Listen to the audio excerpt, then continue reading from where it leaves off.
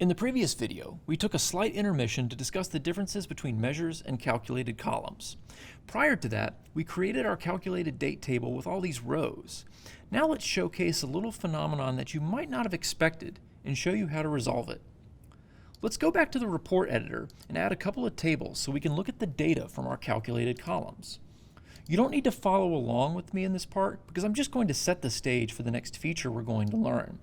I'm going to create a table and add two of my calculated columns, month and month number.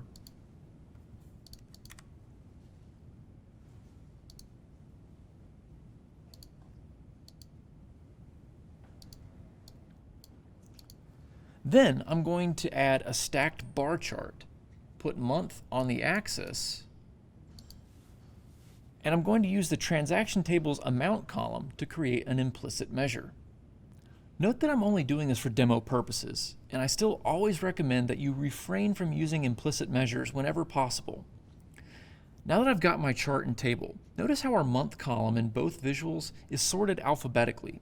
Power BI sees that the month column contains text data, and it always wants to sort text data alphabetically.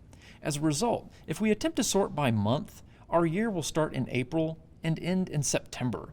That's definitely not what we want because we'll lose our sense of continuity in the data. We need the months to be displayed in the order they actually happen.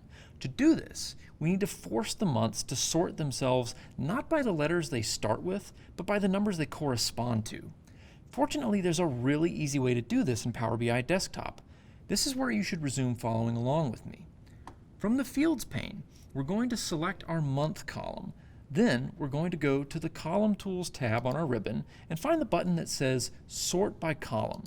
Clicking this will expose a drop-down menu showing a list of the other columns in our date table, and this allows us to choose a different column to sort by.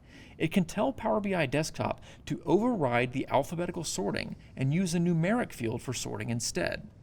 So we'll choose the month number column from the list, and then Power BI will immediately update the data model so it sorts our months by their numeric values instead of their text values. When we do this, our month column will now automatically sort themselves by the column we set for each of them. As we can see from our report, month is sorted in ascending order, but it now starts with January and goes to December. Now that you've learned this helpful tip, in the next video, we'll begin building charts and defining measures for our time series analysis.